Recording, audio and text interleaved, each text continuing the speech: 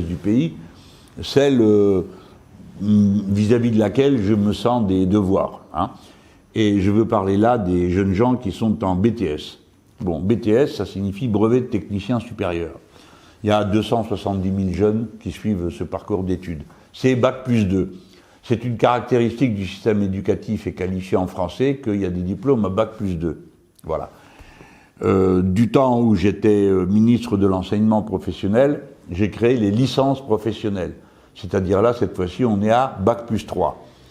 L'idée, c'était que ceux qui font des diplômes de BTS, brevet de technicien supérieur, puissent ensuite préparer une licence professionnelle qui est quand même en top de qualification dans le monde professionnel. Il faut comprendre que les diplômes professionnels, les gens de la haute, ils regardent ça de loin parce que leurs gosses font pas ce genre d'études.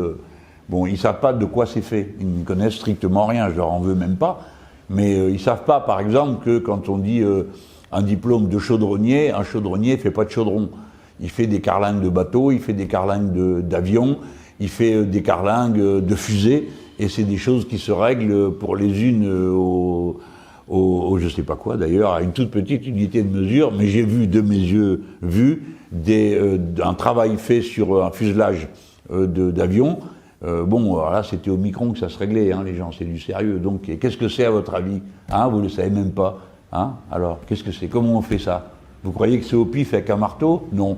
Il y a là tout un programme qui fonctionne, les programmes, la machine, quand c'est une machine à commande numérique, et une machine à commande numérique, pour que ça marche, il suffit pas de donner une banane au gars quand il appuyait sur le bon bouton, parce que si vous faites ça, vous n'arrivez à rien.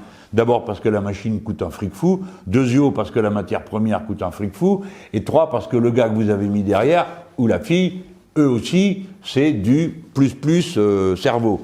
Parce qu'ils sont capables de faire tout ça, et en particulier quand vous parlez d'une carlingue, ou d'un objet comme ça, là, je suis en train de faire la forme avec mes mains, et ben vous voyez qu'il y a des points dedans qu'il s'agit de calculer pour qu'ils soient bien à la bonne forme, et vous devez calculer comment tout ça s'organise entre soi. Ben, ça s'appelle la géométrie dans l'espace. J'aime mieux vous dire qu'il faut avoir une tête comme ça pour arriver à suivre. Et ben eux, ils le font. Donc les gens qui les regardent de haut feraient bien de se regarder eux-mêmes parce qu'il y a un problème, ils comprennent pas ce qu'est un BTS. Et c'est vrai dans tous les domaines. Là, j'ai pris un domaine spécial, mais je pourrais prendre la maintenance des systèmes automatisés, je pourrais prendre les BTS de commerce, les BTS, tout ça, c'est le haut niveau. Et il n'y a pas de pays capable d'avoir une industrie ou d'avoir une économie qui soit de haut niveau sans tous ces cadres intermédiaires. Si vous croyez que vous faites tourner une économie avec des gens que vous capturez dans la rue pour faire le boulot et que vous y contentez d'y foutre des architectes et des ingénieurs, vous avez perdu votre temps, vous n'y arriverez pas. Il faut qu'il y ait toute cette chaîne. Et le BTS, c'est le diplôme d'excellence, d'accord? Alors, on fait d'abord un bac pro, qui est plus dur qu'un bac ordinaire, et puis après, il y a une marche qu'il faut passer, qui n'est pas toujours simple, quand on passe de la filière techno ou de la filière pro à BTS, faut avoir du courage, c'est du boulot, parce que vous découvrez des choses que vous ne saviez pas faire avant. Quand vous faites bac pro ou quand vous faites la filière technologique, vous ne savez pas forcément, on ne vous a jamais appris à prendre des notes en cours. On ne vous a pas forcément appris tout un tas de choses qui sont du niveau d'un BTS. Donc quand ils sont là-dedans, ils cravachent comme des fous. Ils suivent, c'est des bosseurs qu'il y a là-dedans. Il n'y a pas de glandeur dans cette branche-là. Il n'y en a pas, ça n'existe pas. Et souvent, ils font ça plus un boulot pour vivre, parce que ils sont à l'âge adulte et qu'ils viennent de milieux populaires où on ne peut pas payer des études aux enfants forcément aussi longtemps que ça représente. Pour peu que vous ayez une petite année de retard, ce qui souvent se présente dans la vie scolaire, quelle que soit la filière qu'on prend, bon, ben voilà, vous êtes 18, 19, 20 ans, bon, des fois, il y a un petit à la maison. Voilà. Et et les jeunes, ils continuent leurs études. Alors, en ce moment, qu'est-ce qui leur arrive? Ils crèvent de faim, parce qu'il n'y a plus de sous, parce qu'ils ne savent pas comment faire, parce que tous les petits boulots, il n'y en a plus, vu que tout est fermé et que c'est le confinement, et que comme ce n'est pas des travailleurs qui ont un contrat de travail, chômage partiel, ça n'existe pas pour eux, et ainsi de suite, notamment dans le travail partiel. Et puis arrive la période des examens. Donc, ceux de l'année dernière, déjà, ils avaient été bien secoués. Oui, il y a eu quand même un confinement l'année dernière, je rappelle. Alors, L'année dernière, on a trouvé une solution, on a dit, on fait un contrôle continu. Et on juge de la capacité de ces jeunes gens sur la base de ce contrôle continu. Bon, alors, c'est sérieux, quoi. Il faut quand même que les gens à qui on donne le diplôme BTS, ils soient bons au niveau BTS, parce que si jamais ils n'y sont pas, ça va être un problème après. Et ils le savent, les jeunes, hein, parce qu'ils ne sont pas fous, ils connaissent bien les métiers. Et ils ont la trouille qu'on leur dise « Ah ouais, toi, t'es un BTS Covid hein, ». C'est ça leur peur. Et je les comprends. Parce que vous pouvez faire le mariole avec un bac général de l'année 68, hein, mais pas avec un BTS, parce que BTS, vous êtes devant la machine, vous êtes devant le poste de travail, quel qu'il soit. Hein. Et puis, faut le faire. Et puis, si vous ne savez pas le faire, ça se voit tout de suite. Hein. Donc, le niveau du diplôme, c'est très important. L'année dernière, on s'en est sorti avec le contrôle continu, puis comme c'est des gens sérieux, ceux qui savaient eux-mêmes, ils sentaient qu'ils avaient du retard ici ou là, ils ont complété en travaillant pour leur propre compte pour être à niveau. Et cette année, les jeunes, ils disent pareil, ils disent écoutez, vous ne pouvez pas nous obliger à venir. Enfin, si vous nous obligez à venir, pour passer l'examen, qu'est-ce qui va se passer? Mais je vais vous le dire, moi, ce qui va se passer. Celui qui est malade, celle qui est malade, il ne va pas dire je suis malade, il vient. Pourquoi il vient? Parce qu'il a bossé justement toute l'année. Que c'est la fin de son cycle d'études de 2 ans, il n'a pas envie que ça soit perdu. Il ne peut pas se permettre, c'est un luxe qui n'est pas dans ses moyens. Et puis deuxièmement, il se dit, mais si j'ai pas le BTS cette année, comment je fais pour entrer en licence professionnelle l'année prochaine? Donc celui qui est malade, il vient, il rend malade les autres. Il n'y a pas besoin d'être très intelligent pour comprendre ça. Sauf que M. Blanquer, qui lui aura jamais le moindre diplôme de logistique, parce que c'est un diplôme la logistique, et le diplôme que j'ai créé moi, il est européen de logistique. Il n'aura jamais un diplôme de logistique, ce gars, parce qu'il est incapable de penser une organisation.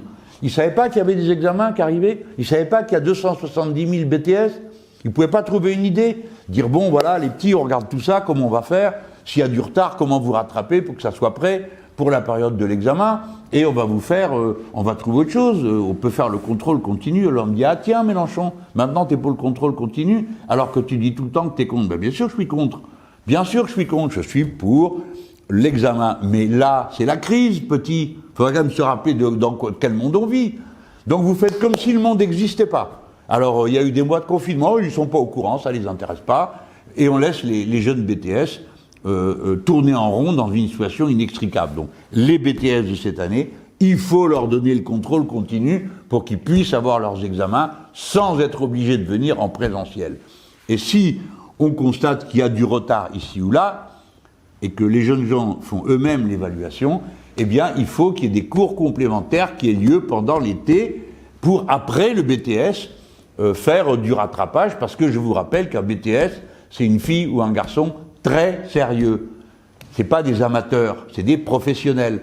Donc, ils sont capables de dire, j'aimerais bien savoir plus, j'aimerais bien faire mieux. Donc, il faut leur proposer ces compléments. Mais d'abord, laissez-les passer les examens et faites-le avec le système continu. Donc, moi, je veux dire que si c'était les gamins de la bonne société, ils s'en préoccuperaient, hein, ça les travaillerait nuit et jour. Comment mon fils peut pas, ma fille peut pas faire tel diplôme? Et vous savez ce qu'ils ont trouvé à dire? C'est justement ça. Ils ont dit au BTS, ils leur ont jeté ça à la figure en disant « Ouais, ceux des classes préparatoires, ils ne demandent pas qu'on annule le concours. » Voilà. Comme si les conditions sociales, les conditions d'études des classes préparatoires, où il n'y a jamais eu d'arrêt des cours présentiels, étaient comparables à ce qu'on a infligé aux jeunes des BTS. Et c'est dans des remarques de cette nature qu'on voit la morgue de classe des gens qui dirigent ce pays, qui ne connaissent rien à la formation professionnelle, qui ne savent pas de quoi c'est fait, et qui pensent que tout ça, pour eux, c'est pas très important, et de toute façon, on va finir par se rattraper. Voilà, moi je voulais vous le dire, c'est un cri du cœur.